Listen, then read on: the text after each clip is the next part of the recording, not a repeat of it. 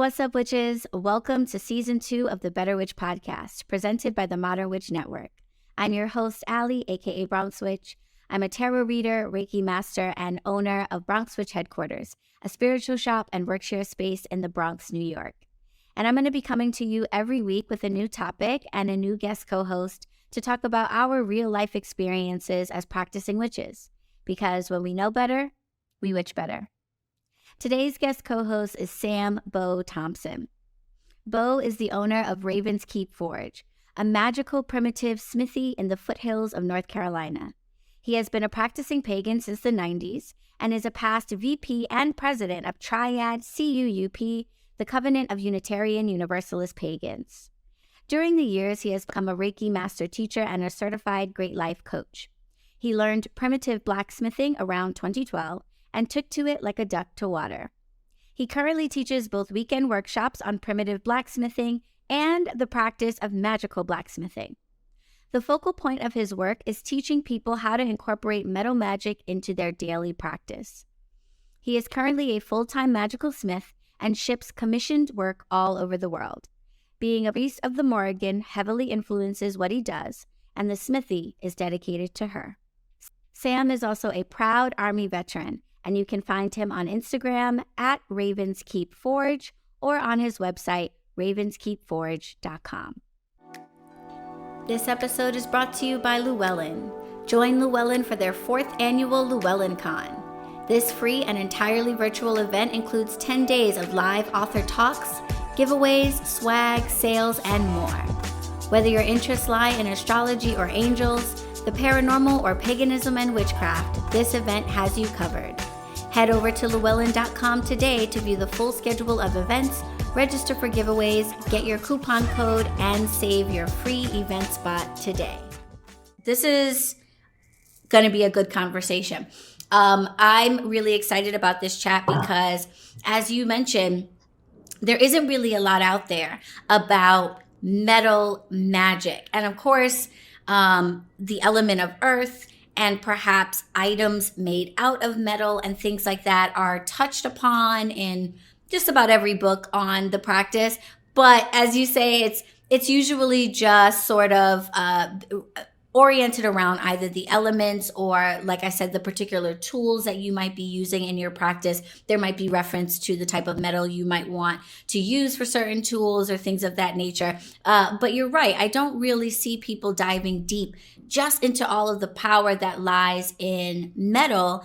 And in my own practice and in my own walk as an African American, learning more about ATRs, there is so much about metal and the power of metal, the different natures of metals, working with metals. And so I'm beginning to realize that, hey, this is a part of my practice that's like an untapped source of power. It is a practice all into itself. Just like you would, I equate it to, my wife's an herbalist.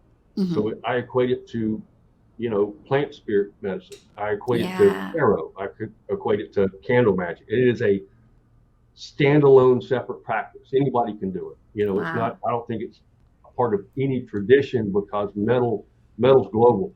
Yeah, it's the earth. Everybody's got it. It's not just to the Irish mythology or to the Greeks or to the Japanese or Chinese, Mongols, whatever. It's global. So that's one of the things I love about it, because everybody can do it. There's really, my opinion, there's no appropriation in it because it belongs to all of us. Yeah.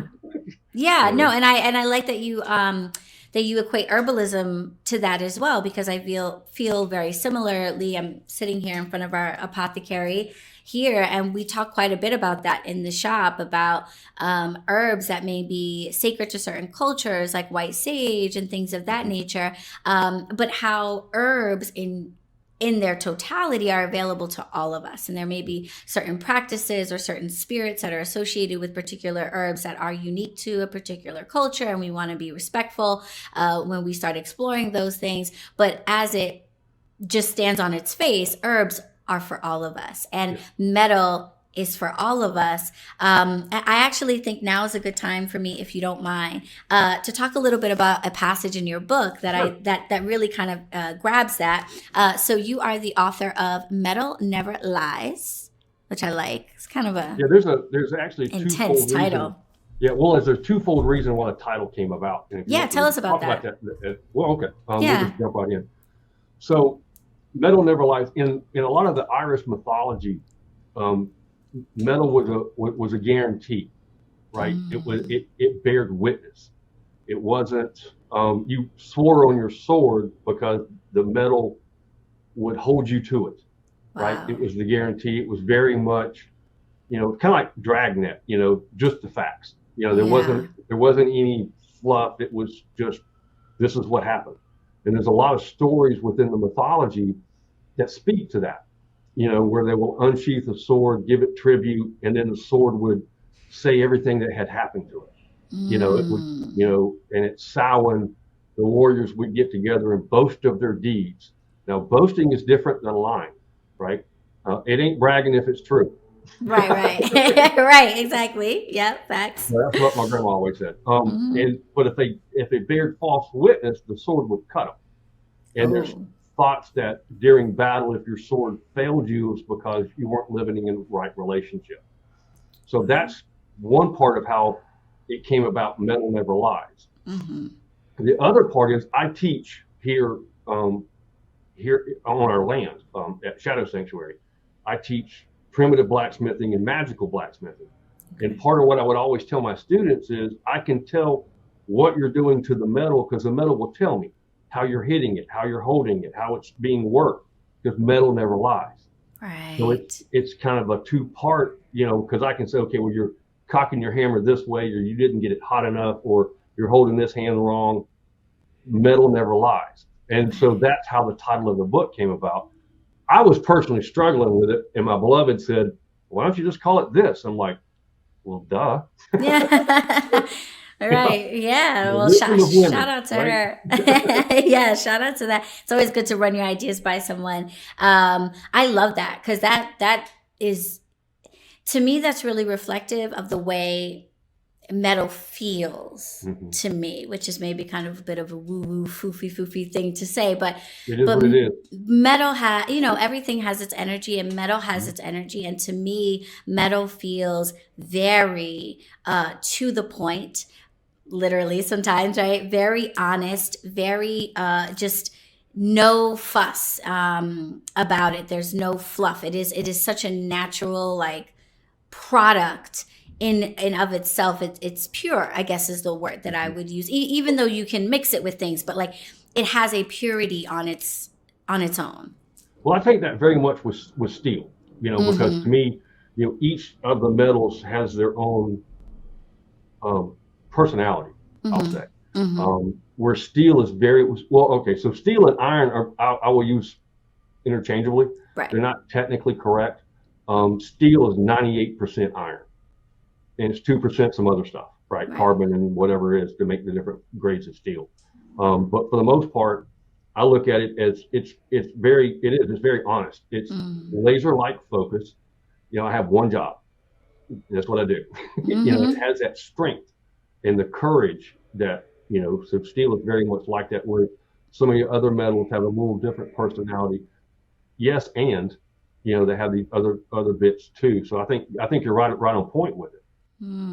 Yeah. And so the different natures of metals, I definitely want to talk about with people because folks might feel drawn to particular types of metals, or they might have certain magical goals in mind. And so certain metals might lend themselves better to that. So I definitely want to make sure that our witches walk away feeling like, okay, I have a better understanding of how to work with metal. But before we get into that, I wanted to read this brief passage at the start of Metal Never Lies that I think really reflects maybe why you find it to be so important, but also why it's something that's accessible and important to all of us.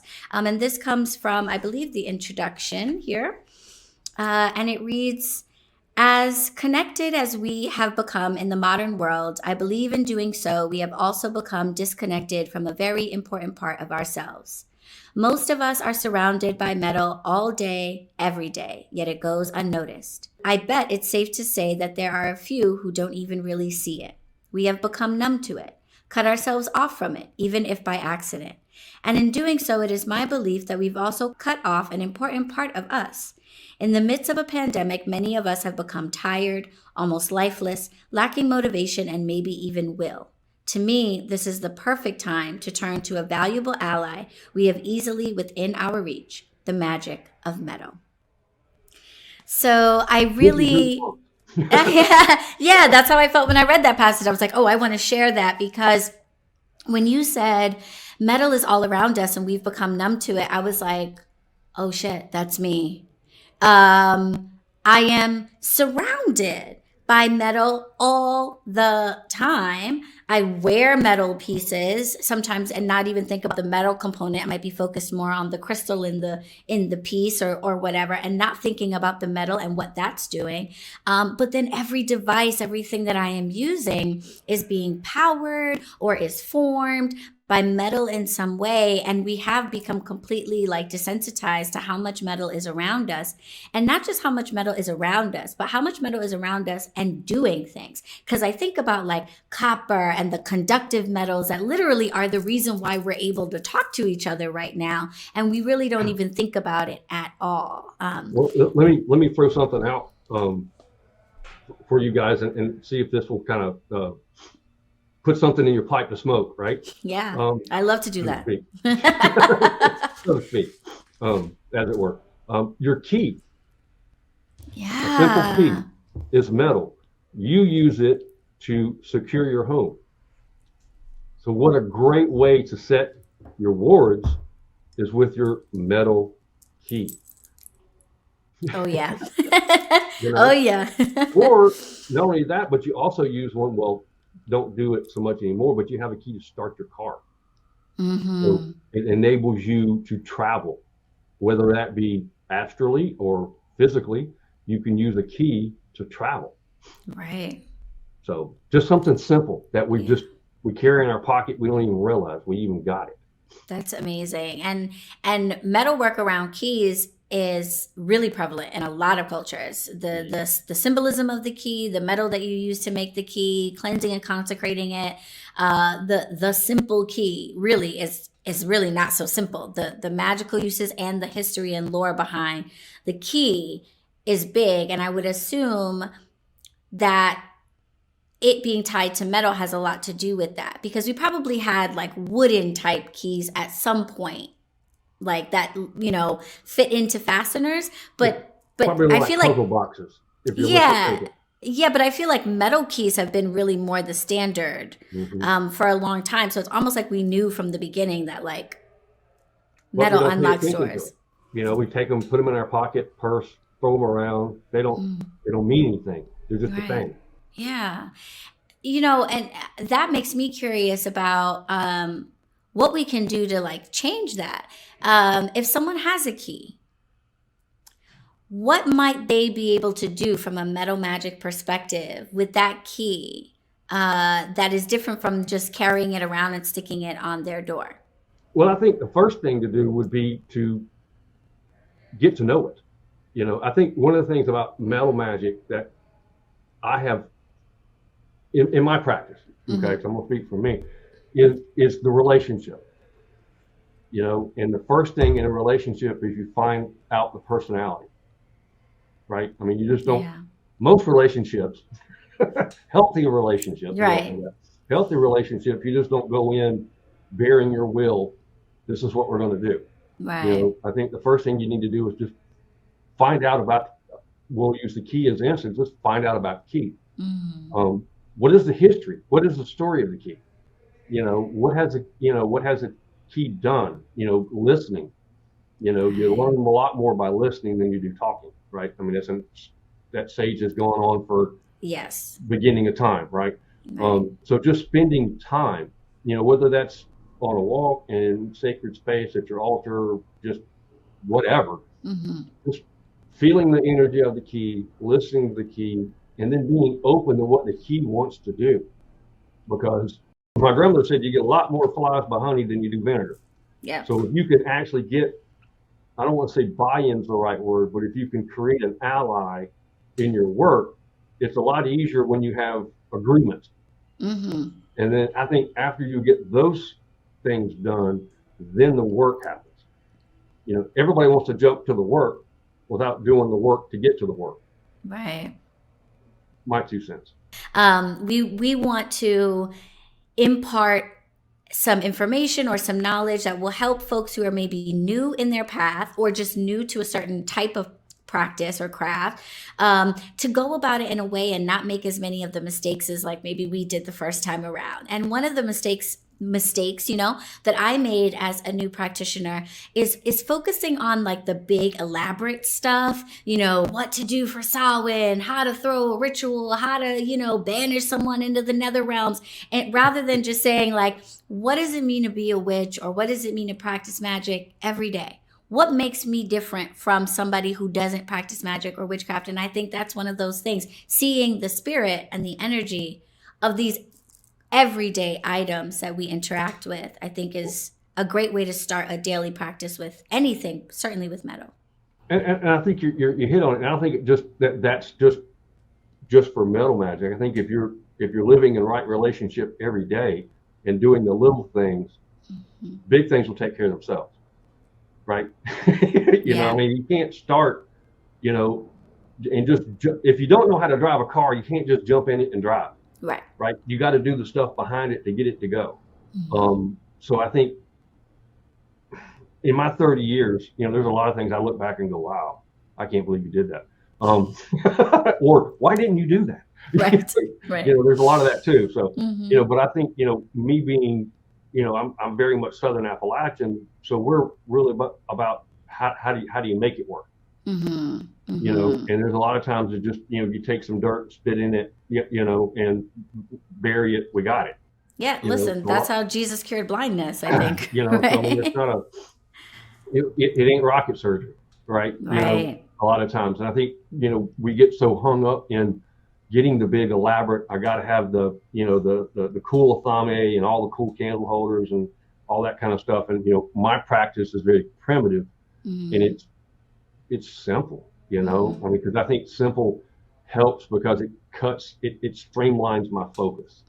Yeah. And even within my metal magic practice, it's like, I don't make these huge elaborate things because it's about the spirit of the metal, it's about the act, it's about the intention, it's about the work, if that makes sense. I'm real big on, you got to do the work. And that's why the book is written the way it is. You can skip to part 4, but it won't mean anything if you don't do parts 1, 2, and 3. If you don't do the work and understand and get the foundation that you need, you're not going to have a very good practice. And that in teaching what you teach, you've got to do, the ABCs to get to the XYZs. Yeah.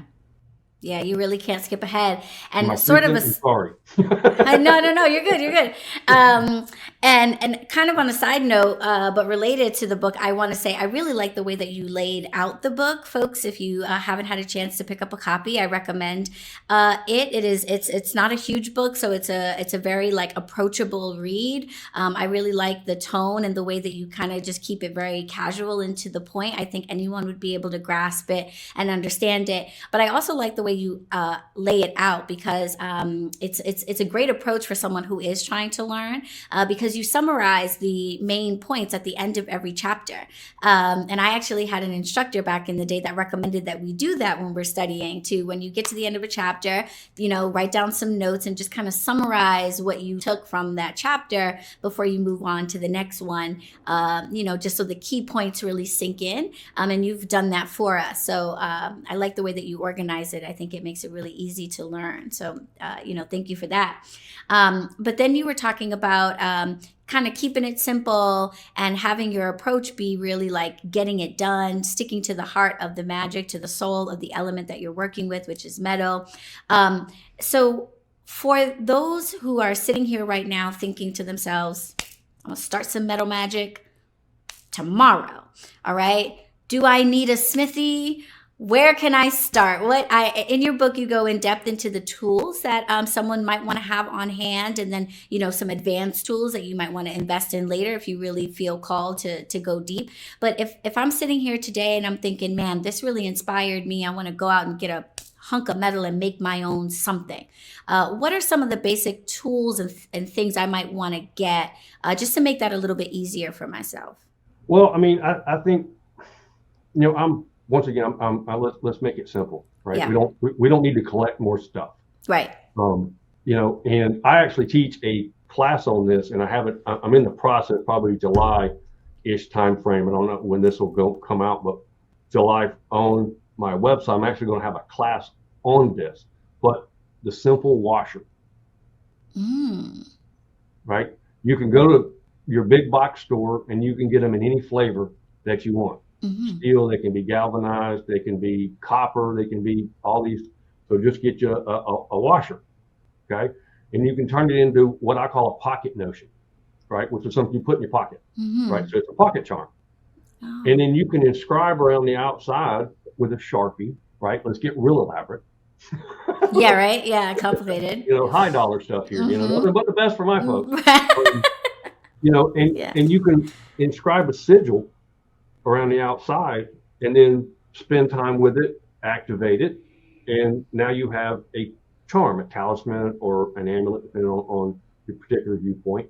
Or my beloved wears one. She has a larger washer that she took a ball peen hammer, right? You got a hammer, it's got the ball on one end. And gave it some hammer texturing on one side, so it's pretty, right? Got to be, aesthetically pleasing, right? And then on the back side, he has inscribed with a nail, basically scratched in her sigil on the back side, and then she just puts a leather thong around it and wears it like jewelry.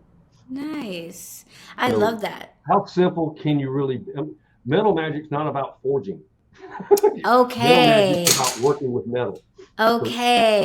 Yeah. I'm really happy to hear you say that. Because when I think metal magic, I'm thinking forged in fire. Okay. Because my husband has watched every season, and I'm preparing to melt down nails and make my own sword and put it to the test. And I'm like, wow, that's a little bit intense. So metal magic is not forging. No. And speaking of nails, awesome magic. There's a lot of magic in nails. Yes. Nails are great for holding things in place. Right? So if you have an action, a spell, whatever you want to do, and you want to make sure that it takes hold, then you can nail it down. Yes. So it takes hold. Yes. I've seen that. I've got nails above my entranceway because I've got work done that I want to hold in place right there. Right. So I make sure that what comes in my domain, because everything out there doesn't belong to me. Everything in here does. It's kind of how I've got it. So, I use them to kind of hold things in place. I like that. I've seen that done in other practices of nailing a petition or a bag even to a tree spirit that you're working with, and using that nail to really symbolize that we are together, we are bound together.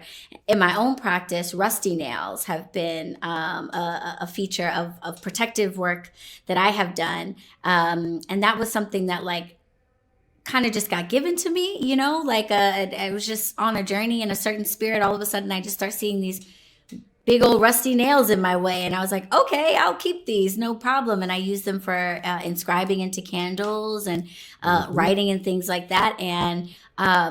And that is metal magic, because there's a reason I'm using that as opposed to a pencil or some other thing that I could inscribe with. I tend to only reach for that when I've got a particular type of work that I'm doing. Back to what I said earlier, iron has a laser-like focus. This is what I'm doing.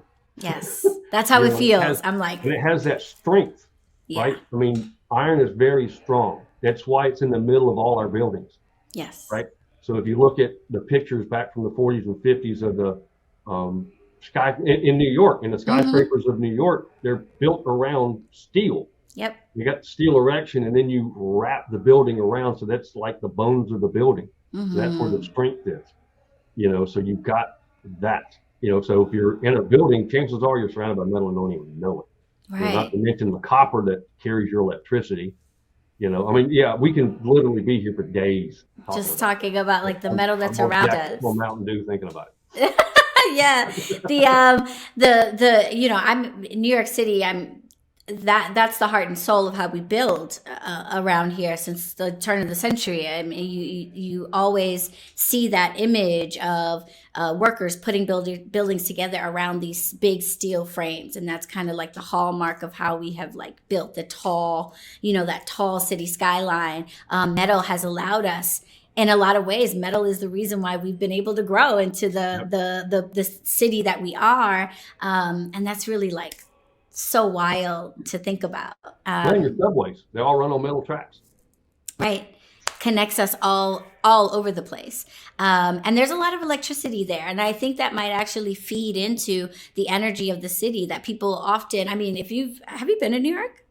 I've driven by it. Going, okay. Oh, that's pretty. Yeah, right. Yeah, There's a lot of people there. I'm good. It can be prettier from afar. It's very peoply. That is true. It is very, very peoply. I tell people, like, I grew up, my husband's from the suburbs of Massachusetts, like a real small town. Grew up on a lake. Few people within ear distance, and I had a very different experience growing up in New York City and growing up in the Bronx at that.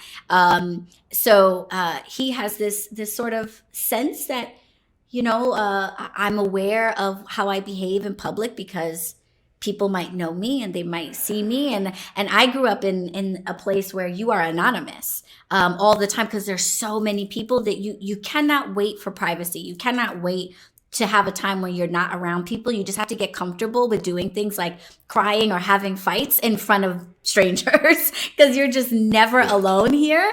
And that takes around here, are you? Yeah. It takes a little getting used to, and people are like, oh, I don't want to be, and I'm like, listen, these 3 million people, you're not going to see them tomorrow. So just do what you got to do because there's so much movement. But the metal of the city, I think maybe is a part of like that. There's like a hum here. It's like electric here. Think about being able to tap into that energy. June, you are in the room. One of our coven members lives nearby. We need to discuss this. We need to talk about harnessing the metal power of the city for some work because that is something I have never thought of. Tapping into that incredible source of power that's all around us and literally not needing to go out and buy a single thing at all. Metal magic. That's metal magic. That is absolutely beautiful. But I love that. Again, you got to be in right relationship, right? Yeah. I'm gonna say that. I preach that because it's not about metal is a rough master, right? I mean, it's not something. Metal never lies, right? And back to the warriors taking care of their metal and living in a right relationship so the metal doesn't fail them when they need it the most. So the last thing you want to be is be in that space where you really need it, not be in right relationship, and it just not do at all what you need it to. Wow. Now you're hanging with hanging out there with your britches down. Yeah. Right? I know city of 3 million may not notice, but somebody might. Yeah, somebody might, right? They might have a problem with it. But by living in a right relationship. Today, when we're done, taking a walk and just seeing if you can feel it, start paying attention to it, learning the stories of the place, seeing how it can help, because you will be surprised that it. I'm very much an animist, right? So things have spirit, right? Yep. So there's that, but seeing how it can help, what it wants to do. A lot of the metal that I work with, most of my work is commissioned, right? So people will say, I need an X, and we'll make it. And a lot of the times, as I'm working with the metal will tell me how it needs to be moved. It'll go not like that, like this, and I kind of get images, lack of a better word, and there's no, shining beam of light that comes down or a burning bush or anything sexy like that. Yeah, it's just the hint, right? After a decade of working with it, this is kind of where I'm at with it. So I think being able to be in that space so you can listen, because you will learn a lot more by listening than you will by acting. So taking a step out and just trying to feel that pulse. You're looking at feeling the energy, but just taking it one step further and feeling the metal that you're because you got lamp posts everywhere, you've got electric wires running everywhere, you've got so much it may be hard to kind of even tune in to which metal that it is, and maybe that's an exercise. I want to feel the steel, I want to feel the copper, I want to feel the bronze. Because you've got statues all over the city that are making bronze. Bronze is cool. We have these metals. See, here's the thing: we are metal. Yes. It's not separate from us. Right. You can't say that about quartz or hematite. Right. You can't say that about these other things that we're spending a lot of time with. And I'm not knocking that. That's not what I'm saying. What I'm saying is metal, we are intimately connected, already have a relationship with, and it may not be a very good one, right? Yeah. So find me somebody that does not have iron in their blood, in their body. Right. They're probably not erect, right? Yeah. Iron's kind of important to live. Okay? Yeah, I know. As I've dealt with anemia my whole life, so I know that it is absolutely integral. Copper. We have copper. We get it from. Now I'm not a doctor. Okay, so I don't even play one on TV, right? Okay. But you can look it up. Copper. We get copper from food we eat naturally. Right. Okay. But copper, you have to have copper in order for your body to absorb the iron. Okay. Okay. So now we have copper and iron. We've got that. So listen, we do have trace amounts of tin in us. It's a mineral that we get just from eating. Yeah. Not a lot. Okay. But we have trace amounts of tin. And if you mix tin and copper, you now have bronze.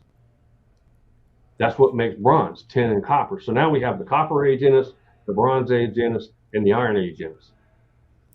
Wow. And the one metal that gets shafted is brass, right? Because we can have zinc in us too, right? You start to get a cold, you take a dose of zinc to kind of kick it out, right? So zinc and copper make brass. Wow. So you're already connected to the metal. You already have it in you. That's not something you've got to go do. You just have to pay attention to it.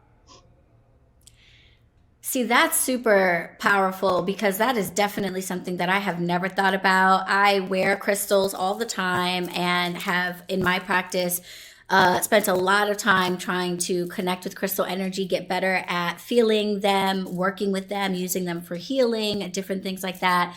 And one thing I've never thought about is that these are not present in my body, but metal already is. I have never really thought about that. And only recently I started wearing a copper bracelet because of some of the health benefits that folks talk about. And I am also not a doctor, so some of them are substantiated, some of them are still being researched, but there's enough out there to suggest that just wearing copper can be very helpful for you, whether it be circulation or detoxifying your body. It's naturally antimicrobial. Yes. That's a fact. Crazy. You can touch copper to bacteria and it will kill it, which is just in our home we have we have copper pipes that run our water, and that's why, because it's naturally Copper is also, fun fact, if you're ever on Jeopardy, and I want to cut, right? Yeah. You get this? Okay. It's 100% recyclable. It is the only metal that doesn't lose anything during the recycling process. Whereas with iron or whatever, it's because it's not a pure. Like copper is a pure metal. It's copper. There's nothing different about it. So you don't lose anything in the recycling process. And it's like the best thing to help channel energy on the planet, or we wouldn't be using it in everything to move electricity. So if you want to kick up your whatever it is you're working with, throw a little copper in there. That makes me curious. Why don't we use it more, you think? I don't know. That's a good question. Why aren't we making all of our cans and things out of copper? And probably because of the expense. Okay. It would just be more costly. Yeah, I mean, how much do you want to pay for a can of peas, right? Okay. my copper can of peas. $20 can of peas. Copper's. Once again, you can go to any big box store, right, and get a roll of copper wire and strip it, and now you've got a great wire that you can use to wrap whatever you need to wrap around a bottle, around, if you use a wand, around a wand. I mean, it's just, the creativity is your limit. Oh, yeah. So once again, sit with the metal and see what it wants. And you'll be surprised that it'll come up and it'll tell you things that you didn't even think of. I mean, I'm no rocket scientist. I'm not coming up with this stuff on my own. I ain't that bright. Right. I'm getting help. I have allies, all over the world now that I can tap into just by paying attention. Yeah. And I like the idea of like just taking copper wire and like wrapping a wand out of it. That is something that would be very accessible, I think, to most. Fairly cheap. Copper wire, I don't think, is terribly expensive. But yet super, super effective. So I thought that was like, that's a really good tip for you guys. Like, keep that in mind, guys. That and honestly, in a lot of ways, that kind of just reinforces the idea that you don't necessarily need items, because the metal, there's a good chance, other than maybe the brass, as you point out, that you already have that in you. And so you could literally sit just by yourself and try to connect to the copper within yourself or the iron within yourself and see if you could feel it. And that's really empowering for me because, like I said, iron comes up a lot in my practice for protection, for vitality, for power. Iron is related to some of the African spirits and to the idea of just vitality and life force, because it is this vital component to our blood. It's this vital component to our existence. We wouldn't exist if we didn't have it. So iron is very, very powerful in some of the traditions that I'm learning more about. And it's very empowering for me to hear that I have that iron within me. That very power that I'm wanting to access by getting a chunk of iron or getting an iron nail or whatever, I actually don't even need to go that far. I'm literally sitting here with iron pumping through my veins. Yep. And that very power that I want to access, I already have access to if I can quiet myself enough to sit and ask the iron to speak to me, let me know what's going on. How do we work together? I think that's great. And in the book, I've got meditations and I've got exercises to do to kind of help people with that, because once a month, just to kind of go off on a crazy tangent, once a month, I will do what I call community forgings, where I will do a certain forging. Usually it's a pendant, but I've done other things like candle scribes and that kind of thing, to where anybody that needs that help, whatever it is that has come to mind that needs to be done, can kind of partake in, right? So not only do you have something that you're connected to because it's what you need, but everybody's piece is made out of the same metal. So no matter where you are on the planet, you're already connected to someone else that also needs what it is that you need. So we're stacking it. Right? I love that. And I usually do it on a dark moon, just because that's the kind of guy I am. I like that kind of energy. Yeah. Well, to me, dark moon is potentiality. Yeah. And I love that, potential. So it's really, I don't mind the ball being in my court, right? So let me potentially, I can do whatever I want, if I do the work, right? So that's why I do it on the dark moon. But if you follow me, you'll get plenty of notifications, and it's just a pre-order. And I might make a couple of extra that I'll have on the website, but I usually make pretty much just whatever's ordered, and you'll never see it again. It's just because it's kind of a one and done. But being able to take that piece with it, I send an activation ritual if someone chooses to do it, obviously, on how to activate it and make it into a talisman so that it'll help you do the work. And one of the things that I recommend people do is that whatever you're doing, if it's small enough or whatever, you can hold it in your hand and just take your other hand, your dominant hand. So hold it in your non-dominant hand. And take your dominant hand, 2 fingers, and press on it until you can feel the pulse. And it's your pulse, right? But feel your pulse within the metal. And then you just kind of meditate on that and connect with it. And you will be amazed at how your life will change. I can feel how effective that would be. And put it in your palm and then connect to it. Right. Because like you said, you already have the iron in you, and it's just a matter of taking the pulse. So I tell people to hear the ring of the blacksmith's hammer. that matches with the pulse, because I'm inscribing, right? I'm putting some kind of sigil on it, so that way they can kind of feel the sigil being laid into the metal. I mean, how juicy do you want to get it, right? I mean, we can go down the rabbit hole with this. Right. Well, speaking of holding in your hand, time you got, yeah, we've got all day. We've got all day. But speaking of things that you hold in your hand, someone had mentioned in the comments about coins.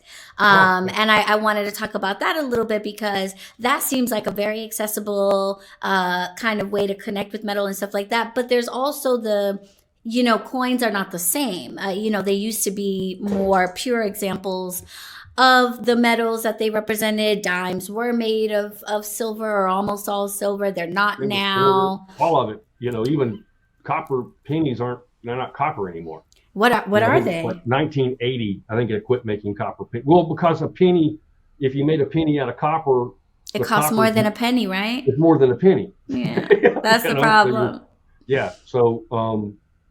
But you can probably find them if you have coins now. Anybody just kind of go through them, and I think it's 1982, or Google it, right? Somewhere so I think it's in there. the 80s they quit making them out of 100% copper. But if you can find them pre then, you got yourself something, and it cost you a penny.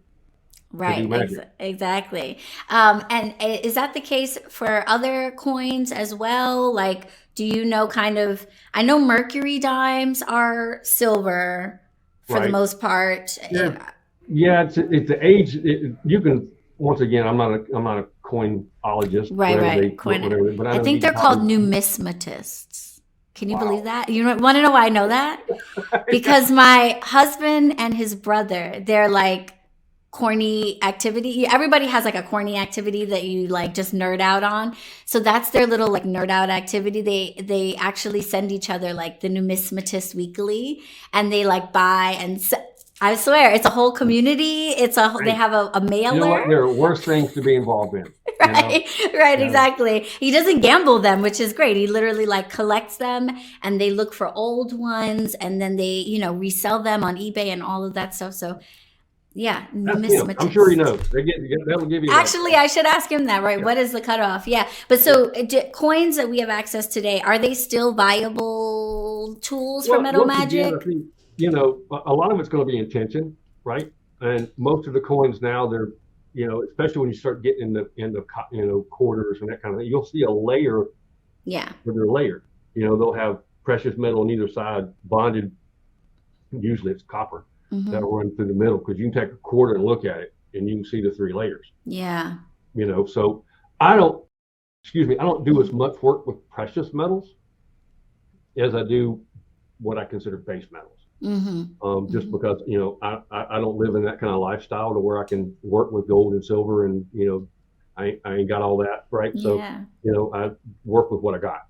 Amen. But I'm sure there's definitely something of value there, and if somebody wants to do some work on it and get back to me and we can compare notes, I'm for that. I haven't done that work, because I'm not a jeweler. Right. I'm not a silversmith. I'm not a goldsmith. I'm a blacksmith. Yeah. And so with a coin, like the layers in a quarter, that's copper, and what are the other layers? Probably silver. Okay, copper and Most silver. Most of our coins are made out of silver, and I'm sure there's probably some different mixtures now, because you can't afford to make, you're going to have more than a quarter's worth of metal in it. You can't have that. Right. Which I don't understand why, but anyway, it seems like it would make it worth more. You could actually buy something with a quarter now. Right. Because it's not worth. So this is silver. Let me have something valuable for this quarter, right? Instead of just air. The whole point, but what do I know? Right. I'm just some schmuck down to the back of the floor. We have all the answers. But you can do magic with anything. If it speaks to you, and it says this is the work that I can do for you. This is the work that we can do together. Who am I to say that's not right? I'm not a gatekeeper, right? I don't own the practice. I'm a guide through what I understand. Right. I think this would be a good time for a break. This show is part of the Modern Witch Podcast Network. For more shows like it, visit www.modernwitch.com. And that has changed over the 30 years of my understanding, right? Every time it's why they call it a magical practice, because you're learning. So what I say today will be maybe different a year from now because I've learned more. You learn to do better, you do better, right? Yep. So if that's speaking to somebody, roll with it, see what happens. Fuck around and find out. Our slogan around here is when we know better, we witch better. So you're always going to be learning and things like that. Before we get into people's questions, I want to remind Coven members you get an opportunity to ask Bo some questions about metal magic in general, metalworking. So please do make sure to drop your questions in the chat box or in the question and answer section at the top of the chat box. Your preference is fine. And while folks are getting their questions in, I wanted to ask you a little bit about consecration. And the act of making our metal items sacred in some way. Is consecration a part of your process of taking metal from its natural raw state into something that is sacred? And if so, do you always consecrate metal by fire? Because that's typically what I see folks doing or talking about. Do you have any ideas on that? I have a lot of ideas on it. Yeah. Yeah. Okay, good. I had a feeling you might. Well, to take metal from one shape to another, you got to have the fire. Okay. Right. Fire's transformative. There's a shocker. Right.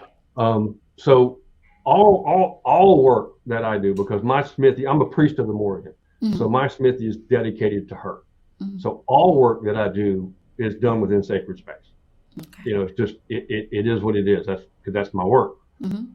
I see my job in this planet right now is I provide tools for others to do their work. That's my work. Got it. Right. So I like to look at it. I am the support. Right. Yeah. But I think with tomato, it depends on what you want to call it. I don't call it so much consecration as I call it tribute. Because to me, consecration is about a thing. Tribute is about a relationship. Right. So once again, I'll take time with my metal that I have. Not every piece of metal that I have a relationship with. Right. I'm honorific of all my metal, but there are some pieces that I have a relationship with to where we do work together. Right. I've created a short sword that I use when I forge, and it bears witness to my work, right? Beautiful. That's what it's for. But I give it tribute. And my beloved, like I said earlier, she's an herbalist. She created an oil blend from herb infused oils that I use when I do my work. I give my work tribute, and say, this is what I'd like to do. This is kind of where we are. Thank you for our journey. It's taking time to have that relationship, right? And to me, tribute is much more intimate, right? And I think the intimacy is what makes the magic juicy, right? So I prefer tribute, and you being an herbalist, and having all the herbs and all that kind of stuff, you can put together some pretty wicked blends, on what you want to coat your metal with, to give tribute to your metal, because by keeping that nice little coat of oil, you're keeping it in good shape. So there is that I can't say the word reciprocity. Thank you. Yeah, there we go. That's a tongue twister. It's helping you and you're helping it, because you're keeping rust at bay.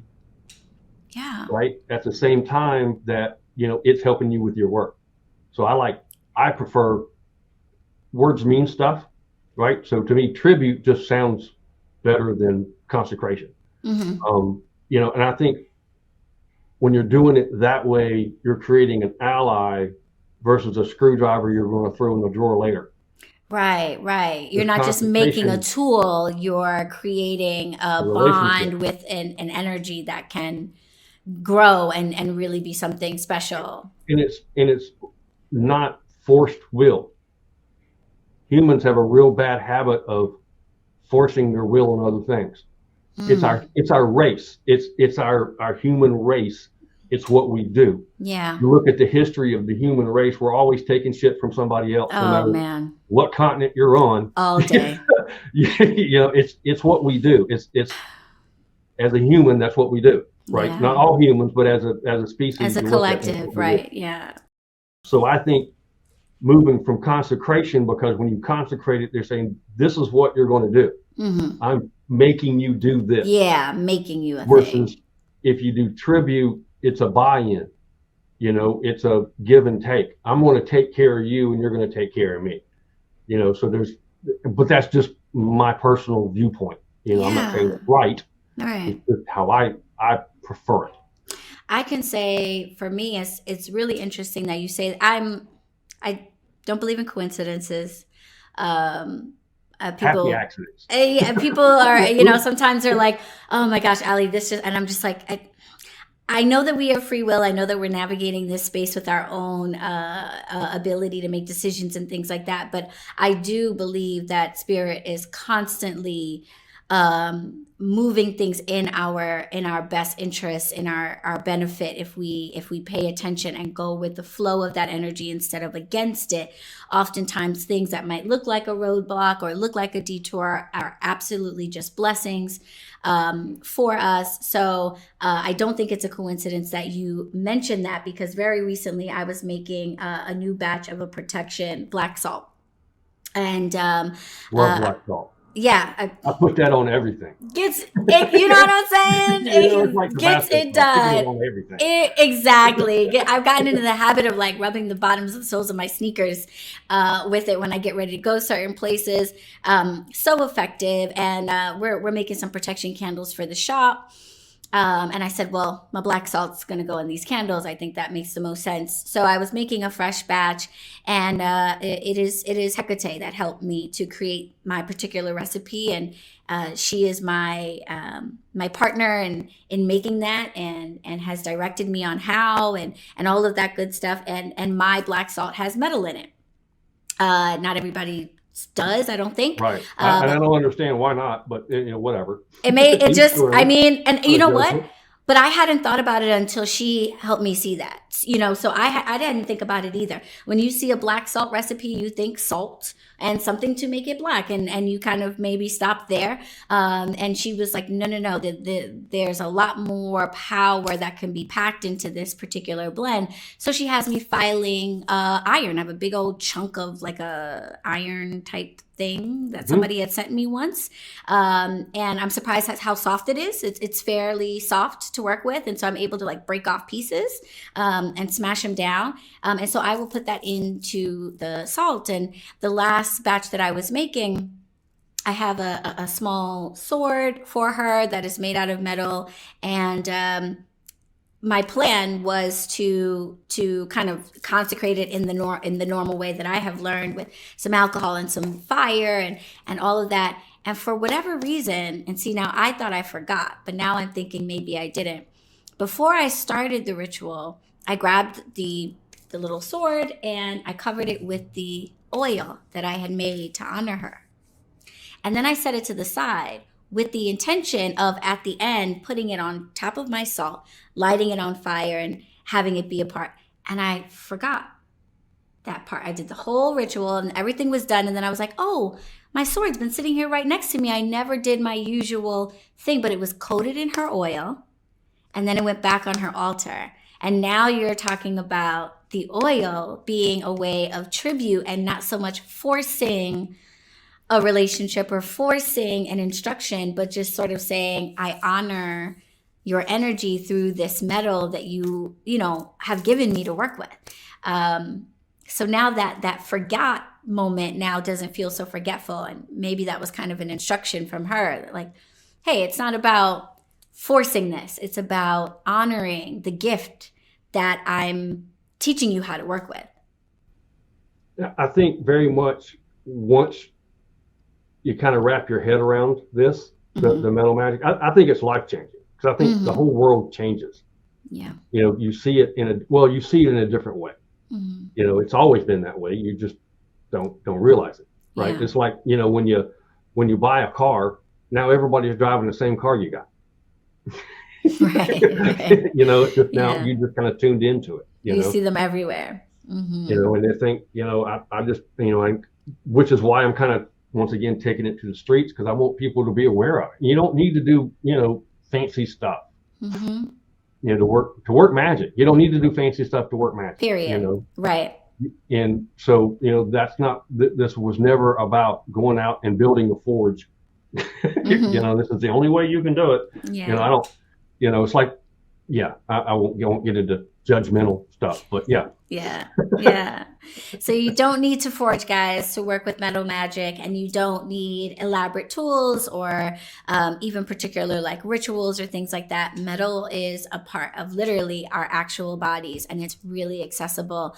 And I encourage all of you guys to grab a copy of Metal Never Lies so that you can learn a little bit more about how you can tap in to the energy of metal that is all around you. I want to jump in and see if there are any questions in the chat. So let me do that real quick.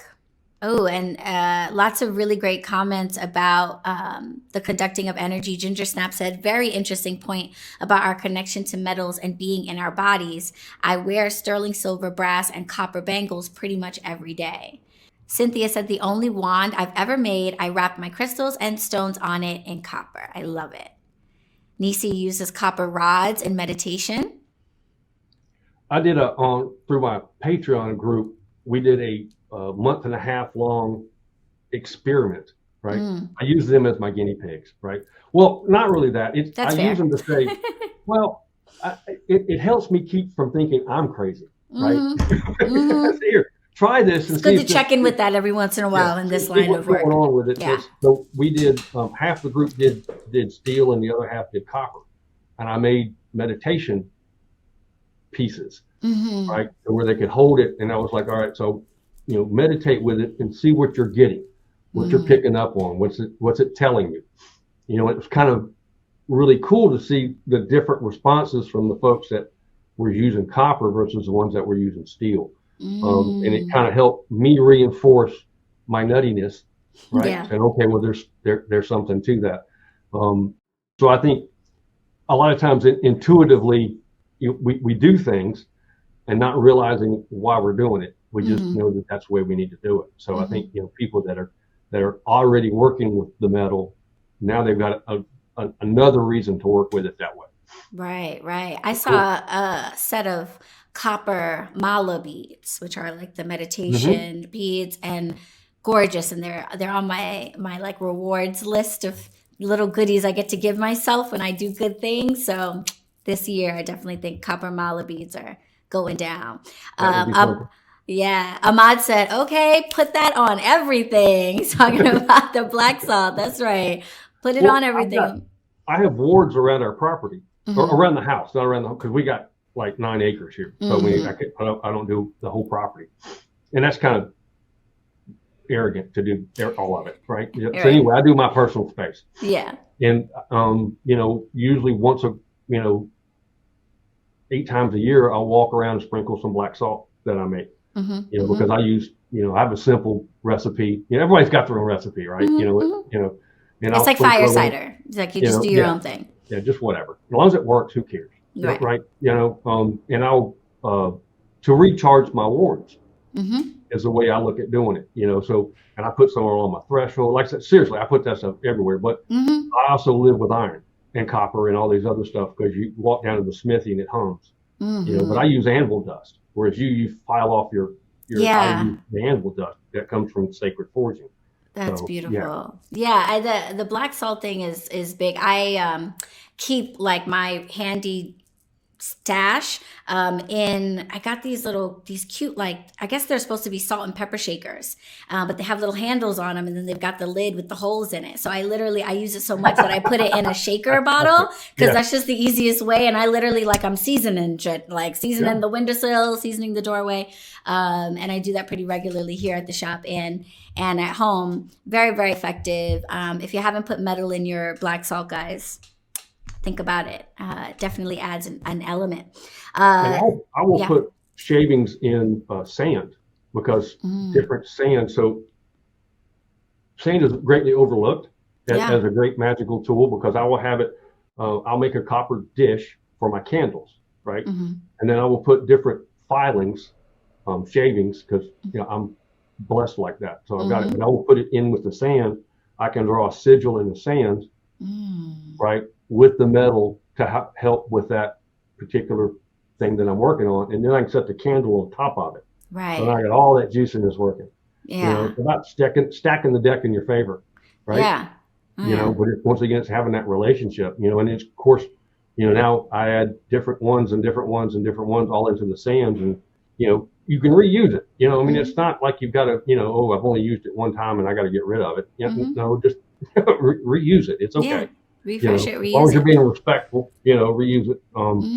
But yeah, it's just, it's how many different ways can I work magic? Right. Period. Whatever works for you works for you. You don't need somebody's permission to do it. Just do it. We need more people doing it. That's my thing. Is do the work. We need more people doing the work. Yes. And I was listening to sort of like an Instagram friend, someone that I associate with on Instagram, but he was talking about some of the injustices that we are dealing with in this they've always been going on, but particularly in this day and age as Black people, with police brutality, racism, things of this nature, and asking the question of, like, what are the witches doing to tackle some of these bigger issues? And one of the first things that came to my mind when he said that was metal, because I feel like metal has that type of energy that is strong enough to go to war for you. It really, steel in particular really has that energy of, like, being able to protect, being able to defend, being able to fight on your behalf. And so not only is there just so many different ways to approach working with metal, but I think there's some, like, really big change that you can impact in the world by partnering with the spirit of metal. There's so much there that can be done. Most definitely. For sure. Most definitely. Cynthia asks, if a metal changes color when you are working with it or when it's against your skin, does that mean it's rejecting you? No. I don't know about changing color against your skin. That would be different. But there's a process within working with the metal called tempering. Okay. Here's how long blacksmithing has been a part of our vocabulary, because it used to be we couldn't live without blacksmiths, and now we don't even know who they are anymore. But have you ever heard the term "don't lose your temper"? Yeah, of course. Yeah. Well, it's a blacksmithing term. Because tempering is what you do with steel to make it hard. Right. And if you lose your temper, it's no longer hard. So your knife, if you lose your temper, it won't hold an edge if you've lost your temper. Because my grandma used to say it to me all the time. Don't lose your temper. Yeah. But it's actually a blacksmithing term. Tempering is a process that you do with metal. And within the process of tempering, how you can tell the amount of temper you have will be the color changing of the metal. It'll go from like a straw color all the way up to a bright blue, and then it grows into gray. So you've gone past the tempering process. So, because I temper a lot of my work, just because, one, I think color's cool, but it adds that edge to it. It adds that hardness, that strength to it. And with copper, you can do the same thing, except I call it flame kissing. Because you can take the shiny copper and hit it with some heat, and it'll change to almost a blood color. I've seen purple kind of color. So, but I've never seen it where it changes color against your skin. That would be kind of different. But does it mean different things? Sure. I can definitely get on board with that. Once again, with me tempering the pendants or talismans or whatever I'm doing, even my blade, I've got a blade that's blue. Because I wanted that type of energy in it. And well, it wanted it. I'm going to be honest. It wanted that type of energy. But yeah, having that edge, that tempering, that strength already built in, I can definitely see that. Have you ever worked with a metal and felt like, I don't connect with it, or it doesn't connect with me. It doesn't like me. How did you kind of know that, like, it wasn't so this much is not my. It didn't want to be what I wanted it to be. That wasn't its, and to be honest, full disclosure, I've learned the hard way, because I will try to make something out of it, and it just won't be that. Yeah. And a lot of it, I go back to, I goofed, right? So now I will walk around the smithy and go, okay, this is what I want to make. Who wants to be that? And just kind of rummage around until something goes, kind of thing, and then it changes. The fourth process changes quite easily. Right. So yeah. Wow. Yes, with the shakers, salt and pepper shakers are very useful. That's a neat idea. I may have to acquire that. Yeah, they turned out to be really useful for me. So I have various different styles. My practice of magic, I'm Wiccan, but my magical practice is very much informed by my ancestry. So there's quite a bit of African-American folk magic, hoodoo. My family's from Charleston, South Carolina. So I understand. I work a lot with them folks. Yep. Yeah. So, that's the vibe of like what works its way into my practice. And when it comes to like hoodoo and folk magic, a lot of the work is needs to be deployed. It's best. It's a lot of powders, salves, and things that it's best if it comes into contact with the target of what you're trying to do and things like that. So hot foot powders, red brick dust, black salt, all these things I've put into salt and pepper shakers as my way of deploying them.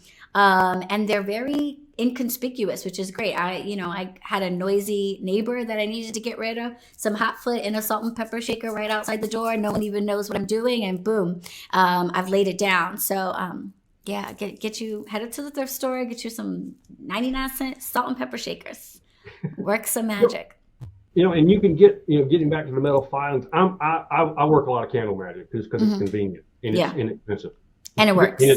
As Jasmine Aten told us last season, it works. It's effective. And I've taken the metal that I work with, because I save.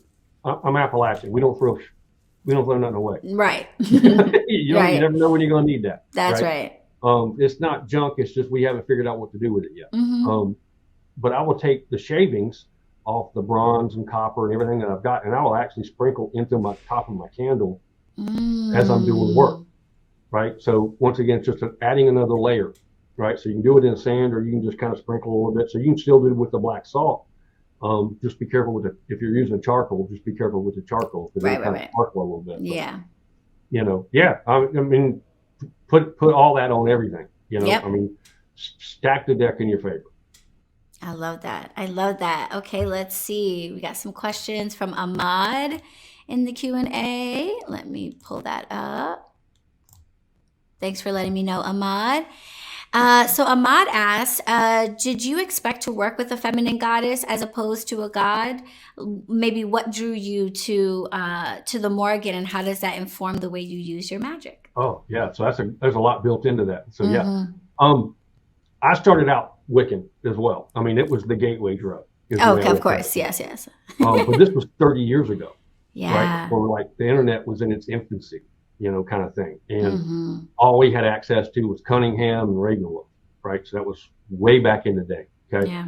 And I was really almost had my badge of honor of not being attached to anyone, right? I like to play with everybody, right? But by doing that, I also didn't build a relationship with anybody, because I would flirt with this one and flirt with that. Not flirt really, but, just kind of this, that, and the other, and do what I wanted to do. I was just kind of, flocking through the woods. I was just, living my bliss, but not attached to anything. And I did not choose the Morrigan, believe me. I don't think that's the hill I wanted to die on. Right. Yeah. Believe me. Because I always kind of thought myself more of a Lou kind of guy, right? Because, I almost kind of picture Lou as kind of like Superman a little bit, walking in the room, standing up, and the hair flying. Just kind of, I could hang out with that. He seemed like somebody I could have a beer with, right? But the story of me and the Morrigan, I was actually sitting on my back deck at twilight, right? She's very much a liminal goddess, so. Go figure. Now I'm having an adult beverage or 3 at this point. And she shows up and she says, I have work for you to do. And I was like, no, you don't. You're like, we don't know each other, ma'am. Well, this is not the droid you're looking for, right? And this went on about 6 months. And then I finally decided, okay, let's roll, and my mentality is I don't do anything halfway. Right. So I just kind of went all the way in. And she has, tied me up in knots and, really, she has changed my life so much for the better. Yeah. She has never put me, okay, how do I say this? My personal opinion is if you're working with a deity that is harming you, you need to check. Yeah. Right? Because deity, it's not their nature to hurt you. Right. So if you're ever in a position where you feel like your deity is hurting you, then you need to. Something's off. Yeah, they're not there to hurt you. Okay. Yeah. Now, to challenge you, to help you heal, to help you grow. Yeah. I mean, growth is pain, right? Growth is pain. I had a mentor one time, he told me, change is inevitable, growth is optional. Okay. But she has put me through trials and tribulations. Break out my Southern Baptist. Yeah. But I am much better 6 years of being with her than the previous 25 without her on my path. It has been hard. It has been painful. It has been, there are times it has been blissful. I mean, she's taught me things that she brought the magic of metal to me. Right. And that has changed my life. But I mean, through her, I'm going to just lay it out there. I was heavy into, recreational drugs and alcohol. Yeah. The only problem I had with alcohol is when I ran out. Yeah. Right. That was my problem I had with alcohol. I didn't have enough. Right. But it wasn't like, I wasn't, Otis from Andy Griffith where I was trashed all the time. I did my work, end of the day, my work's done. I'm drinking, I drank till I went to sleep. And I don't do that anymore. I haven't had a drink in 4 years. Wow. Congratulations. Wow. Thank you. I don't know if I will. I'm just not drinking now. Right. Because I'm doing work for her and in the work that I'm doing for her, I can't drink. Right. Because I was using the excuse of I can't do that work because I'm drinking. And she put me in a position to where I no longer can drink. And then she said, how about now? Yeah. Yeah, exactly. I need you to do this work. You said you can't do it because of that. Well, let's just fix that problem. Yeah. Yeah. She said you were busy, but I canceled your appointment. So now this is kind of the relationship that I have with her. She never has hurt me or hurt anybody that is around me to that point, but, she has definitely changed my life. I didn't go looking for her. I don't recommend, I can't say I recommend that for anybody because she's not light and fluffy. Not a light energy is my understanding. Right. Now, I will say everybody's relationship with her is different. She is a shape-shifting goddess, right? So, I mean, I actually teach classes on getting to know her as part of my priesthood. She's hard.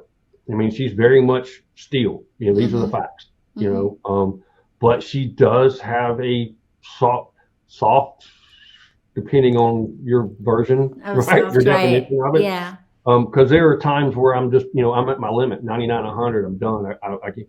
And she has been a source of comfort too, but it's been that there, I get it, now go to work. Right. Right. Maybe a better word would be respite. She has been respite. Yeah. But it's, it's about, for my relationship with her is about me doing the work she has me to do. Once again, she's a shape-shifting goddess, so she's going to show up differently to everyone. My opinion, in how I know her, because I know she shows up. My wife isn't a Dedekin of her, but she shows up different to her than she does me. And other people that I've worked with, but I think she shows up how we need her to, less than how we want her to. Yeah, I think that's the case with with really all of the elevated spirits that we reach out to. I think that one thing that you said is that she seemed to call to you rather than the other way around. I feel like that happens a lot, where there are spirits, there are energies that that know we need them, maybe even before we know we need them, and they show up for us. And it might be sort of startling or unexpected. It might not be in the form that you thought you would ever be working with or how you envisioned your practice. But when that happens, I would say definitely, lean into that, because oftentimes there's, as you say, a lot of comfort and healing from building those relationships with those spirits. So thank you for sharing what the Morrigan means to you and your practice. We're just about out of time. If you have a quick second, I will take one more question. Sure. If that's all right. Yeah. And because I just think it's a great one for anybody exploring metals sort of energies.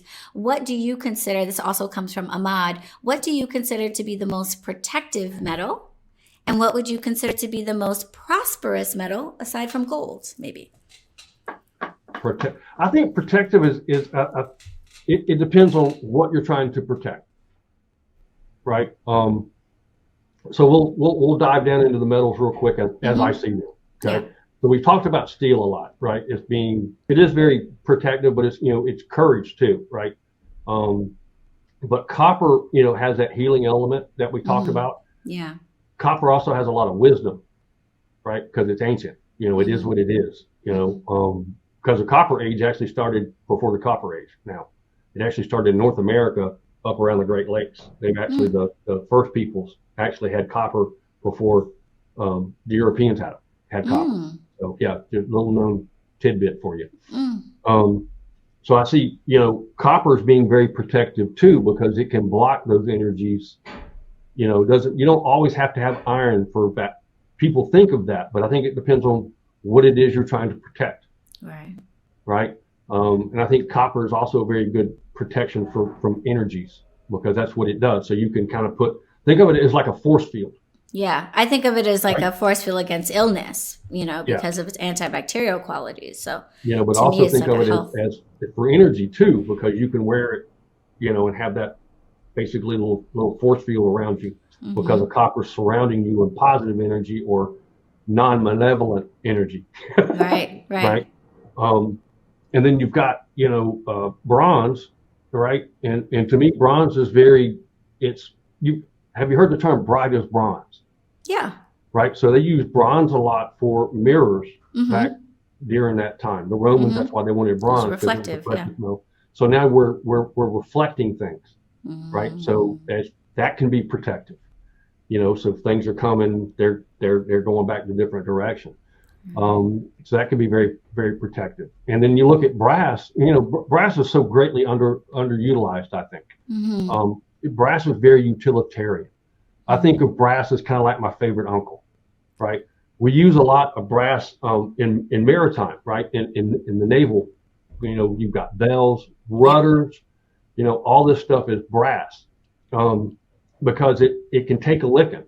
Right, and it's non-corrosive, so it won't corrode. Right, we use it in ammunition casings.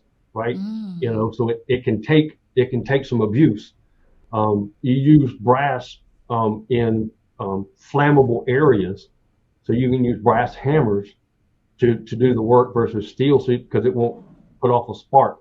So you've got the protection of being in a volatile area and still being able to do your work. So I mean, it depends on what you mean by protection, right? So I mean, there's a lot of, that's kind of an umbrella. I'm not trying to go too far down the rabbit hole, but your words mean things. So it depends on what you're trying to protect, right? Yeah. So just kind of a little, I go much more into it, in the book on the different ones, but just kind of off the top of my head, that's kind of what I'm thinking. So as you're looking to protect, yes, you look at what it is you're trying to do, and then select a metal or two, and then sit with it and go, who wants to help? I have a need. Who wants to participate? Who wants to help me with it? And they will let you know which one, or what one. Yeah. Right? What you want to do.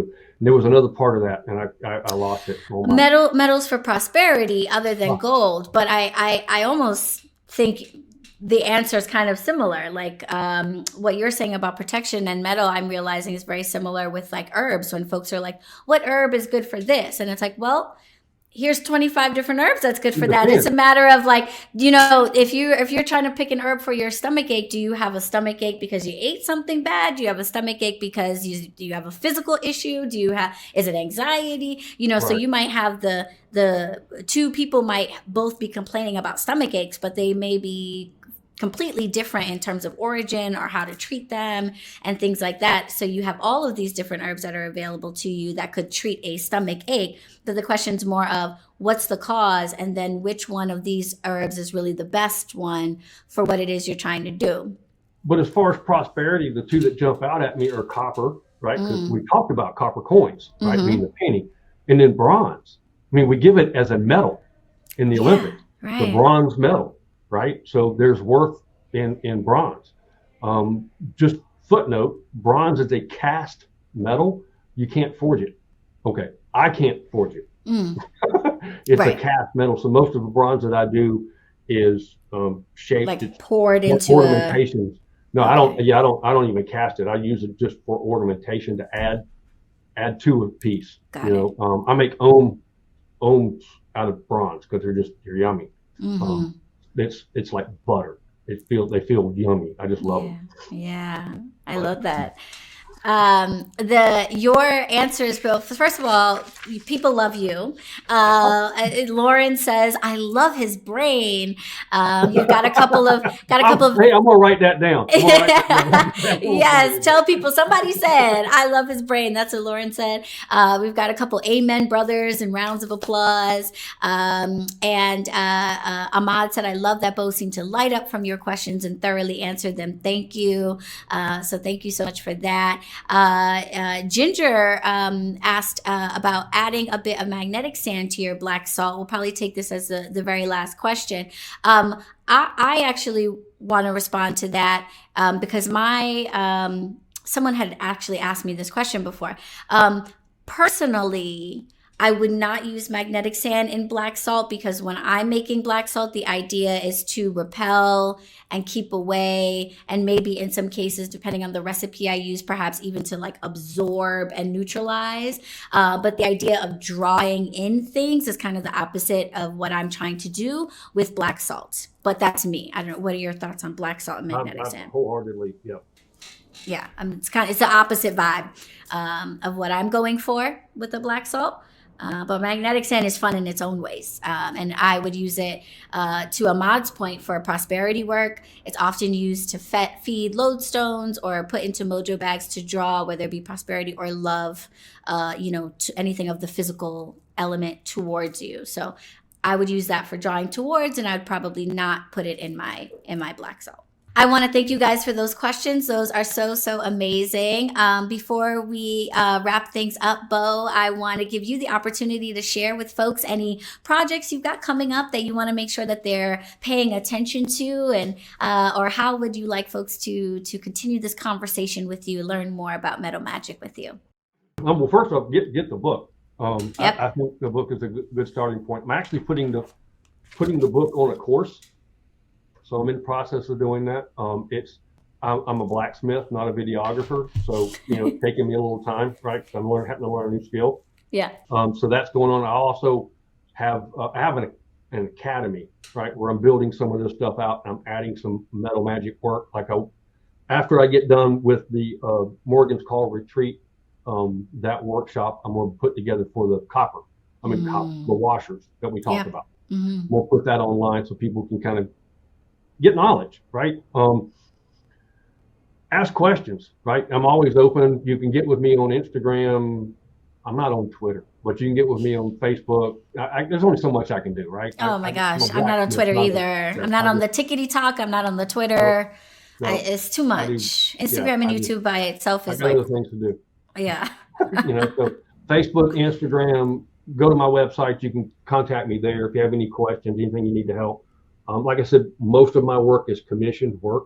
So the monthly forgings, follow me and you'll get those notifications if something that I'm doing speaks to you.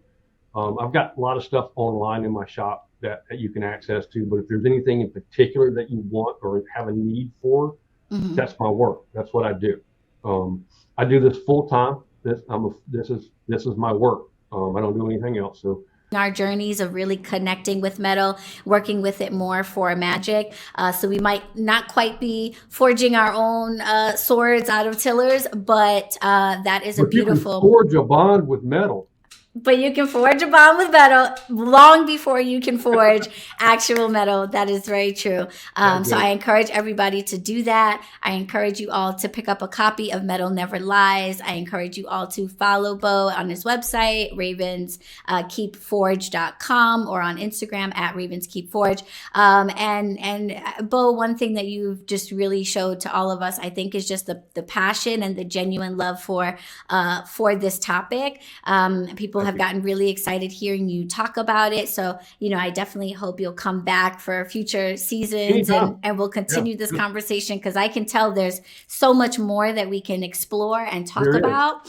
And so we would love to have you back. So I want everyone out there to remember that when we know better, we witch better. I want to thank you all for being here, and thank you, Bo, so much for participating in this episode. It was great having you. It's been an honor. Thank you. Thank you, witches, for tuning in to the final episode of Season 2 of the BetterWitch podcast. This season has been absolutely wonderful for me. I've loved every minute of it, and I pray that each of you has too. I learned so much, and I thank each of you for tuning in. Remember, no matter where you're tuning in from, we want to know what you think about today's episode and about this entire season. So please make sure to leave us a review wherever you are. I want to give a special thank you to the BronxWitch Coven members. Your membership has made this episode and this season and this podcast possible. If you'd like to tune into the live recording sessions, watch the behind the scenes footage, and participate in the Q&A for future episodes, consider joining the Coven community over at BronxWitch.com. You can support this podcast by grabbing some sweet merch over in the BronxWitch merch shop, sponsoring an episode with an ad spot, or following us on Instagram at BetterWitch Podcast. Remember, witches, when we know better, we witch better. See you in the next season, and blessed be.